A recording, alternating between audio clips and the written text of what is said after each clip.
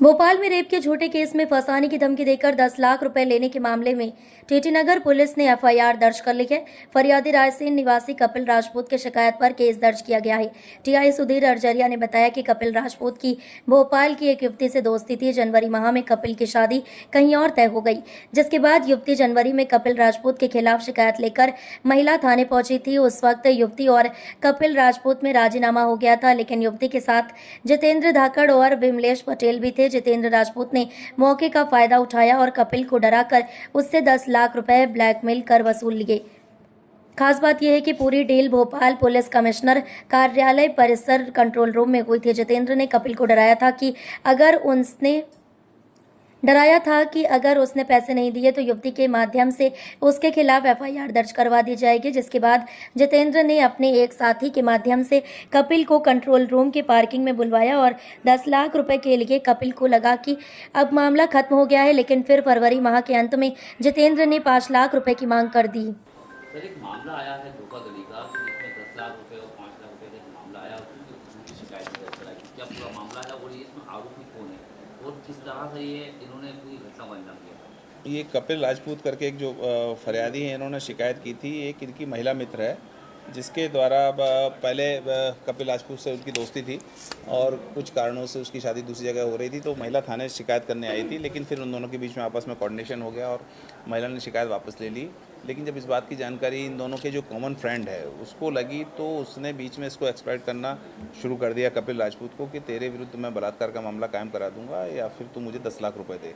इस आधार पर कपिल ने डर के उसको 10 लाख रुपए दे भी दिए। लेकिन कुछ दिनों बाद ये जो आरोपी थे, इन्होंने फिर से उस पर दबाव बनाना शुरू किया कि अब तुमको 5 लाख रुपए और देना पड़ेंगे, नहीं तो तुम्हारा वो मुकदमा जो है वो कायम हो जाएगा और तुम उलझ जाओगे। इस आधार पर जब फिर कपिल राजपूत हमारे पास में आया, तब फिर पूरा मामले की हमने आवेदन पत्र लेके इसकी जब जांच की, तब ये ज्ञात हुआ कि 3 आरोपी हैं, जिनका नाम सचिन पटेल, जीतू धाकड़ और एक इनका बजरंगी करके जो एमपी नगर का रहने वाला है, वो बदमाश है। उसने इनसे पैसे ऐंठे हैं और झूठी एफआईआर करवाने और मुकदमे फंसाने के नाम पर इनसे ब्लैकमेल करके 10 लाख रुपए प्राप्त कर लिए हैं और 5 लाख रुपए और प्राप्त करने के लिए उस पर दबाव बना रहे थे। इस आधार पर ये एफआईआर दर्ज हुई है और आरोपी की तलाश के लिए हमारी टीम रवाना हुई है। इसमें महिला की भूमिका? अब महिला पहले शिकायत करने आई थी, लेकिन वो चूँकि आपस में एक ही समाज के लोग थे, तो उन्होंने आपस में समझौता कर लिया था और उस समझौते के आधार पर फिर फरियादी जो है कपिल की शादी भी दूसरी जगह पर हो गई थी। महिला इसमें अभी फ़िलहाल जो प्राथमिक रूप से विवेचना है, इसमें अभी इस मामले में इन्वॉल्व नहीं दिखती है और फरियादी ने भी उसका नाम अपने आवेदन पत्र में नहीं लिया है। कपिल जो फरियादी है, इसमें कपिल का बैकग्राउंड क्या है? तो 10 लाख रुपये एक बार में देना, फिर 5। कपिल बेसिकली मूलतः एक किसान परिवार का बेटा है, जो कि एक कीटनाशक की दुकान बरेली जो रायसेन ज़िले में है वहाँ चलाता है।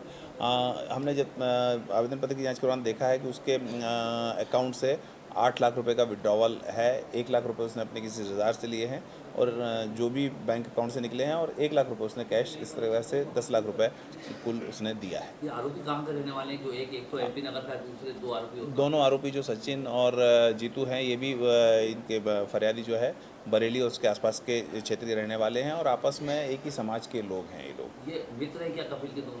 अभी इस बात की पुष्टि नहीं हुई है, लेकिन कपिल उनको पहले से जानता है। कॉमन इन दोनों के दोस्त हैं, जो कपिल की महिला मित्र थी उसके और कपिल के ये जानने वाले हैं। अब तक की जो प्राथमिकी जांच में आपने ऐसा लगा कि महिला मित्र जो थी वो जो 2 आरोपियों से मिली हुई हो, इस तरह की वारदात को अंजाम दिया गया हो या उसमें इसका इन्वॉल्व हो, अब तक की कोई जांच में सामने आया? देखिए, अभी जैसे एफआईआर जब हुई है और एफआईआर के आवेदन पत्र की जांच के दौरान भी कपिल ने इस तरह के कोई भी आरोप अभी महिला के ऊपर तो नहीं लगाए हैं, लेकिन इन्वेस्टिगेशन में यदि अन्य किसी का भी इन्वॉल्वमेंट हमको आता है, तो निश्चित रूप से उसके विरुद्ध हम वैधानिक कार्रवाई करेंगे।